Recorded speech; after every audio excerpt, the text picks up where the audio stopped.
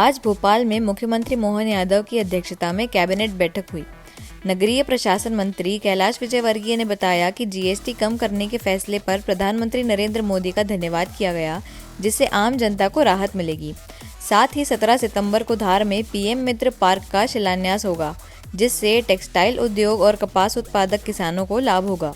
Cabinet ने पुराने वाहनों को स्क्रैप करने पर उद्योग का दर्जा देने और नए वाहन खरीद पर टैक्स में 50% छूट देने का फैसला किया। नगर परिषद और पालिकाओं के चुनाव प्रत्यक्ष प्रणाली से कराए जाने पर भी चर्चा हुई। स्वदेशी, स्वास्थ्य और पर्यावरण से जुड़े कार्यक्रमों को बढ़ावा देने की अपील की गई। हमारे देश के मध्यम श्रेणी के गरीब, महिला, युवाओं को हम तोहफा देंगे और जीएसटी को कम करके, और जो उन्होंने कहा वो करके दिखाया है। और इसीलिए प्रधानमंत्री जी को आज कैबिनेट ने धन्यवाद भी दिया है। और निश्चित रूप से इससे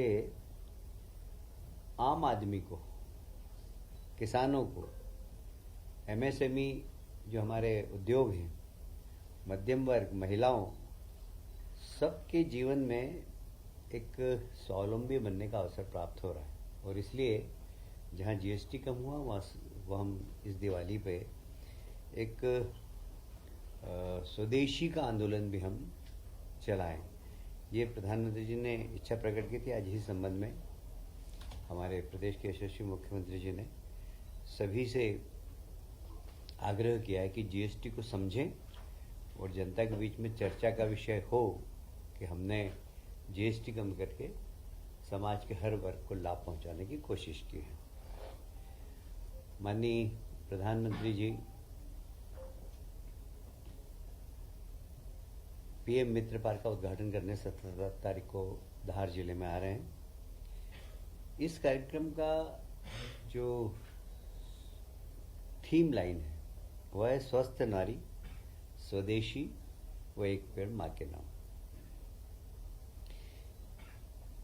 साथ ही एक बगिया मां के नाम, पीएम जनमन योजना, धरती आबा जनजाति ग्राम उत्कर्ष अभियान और मिशन कर्मयोगी इसकी मुख्य थीम रहेगी। सेवा पखवाड़ा जो हम हर्षोल्लास से मनाते हैं 17 सितंबर से 2 अक्टूबर तक। इस बार भी हम 17 से 2 अक्टूबर तक सेवा पखवाड़ा मनाएंगे। इसकी जो थीम है वही स्वच्छता उत्सव, शहर तथा ग्रामीण दोनों क्षेत्रों में।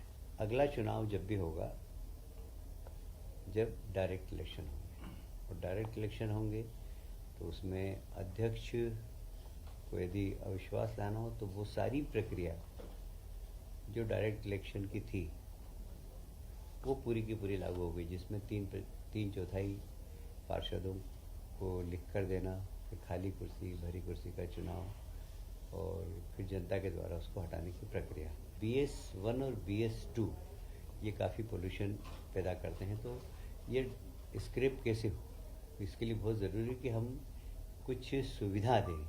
तो स्क्रैप करने वाली संस्था को भी अब इंडस्ट्री का लाभ दे रहे हैं। वो एक इंडस्ट्री है स्क्रैप करना, और इंडस्ट्री में जो सुविधा दे रहे हैं वो उसको भी मिलेगी।